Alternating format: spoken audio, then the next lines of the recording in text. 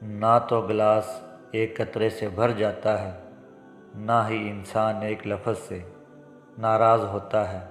असल कहानी के पीछे कहानियों का लगा हुआ ढेर है। हमें ढांप कर वही रखता है जिसके लिए हम कीमती होते हैं, फिर चाहे वो हमारा रब हो या फिर कोई इंसान। जिस दिन तुम्हें पता चल जाए कि जो काम तुम्हारी मर्ज़ी से नहीं होते वो तुम्हारे लिए कितने बेहतर होते हैं, उसी दिन तुम्हारी बेसुकूनी ख़त्म हो जाएगी। वो खसारा हमेशा याद रहता है जो किसी के साथ दिल से मुखलिस होकर खाया गया हो। अगर आपकी बहस किसी बदतमीज़ शख्स के साथ हो जाए तो चुपचाप हार मान लें, यानी खामोशी इख्तियार कर लें, क्योंकि आपकी बात व आवाज़ कितनी ही दमदार क्यों ना हो, लेकिन आप एक कुत्ते से अच्छा नहीं भौंक सकते।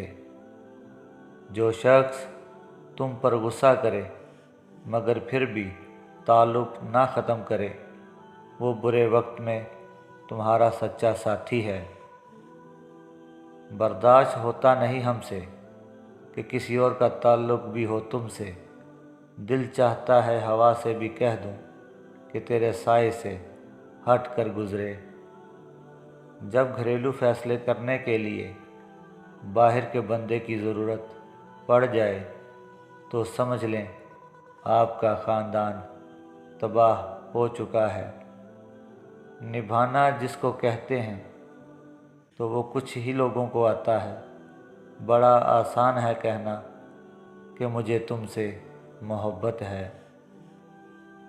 एक दिन तुम मुझसे पूछोगे कि क्या ज़्यादा अहम है, मेरी ज़िंदगी या आपकी। मैं कहूँगा मेरी, और तुम मुझसे दूर चले जाओगे ये जाने बगैर कि तुम ही तो मेरी ज़िंदगी हो। ये दो निशानियाँ काफ़ी हैं। वो तुम्हें वाकई ही पसंद करता है।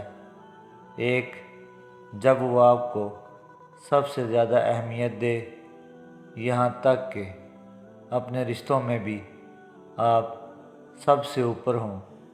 दो, वो जब भी जहाँ भी आपको देखे तो उसके चेहरे पर मुस्कुराहट आ जाए और उसे खुशी हो।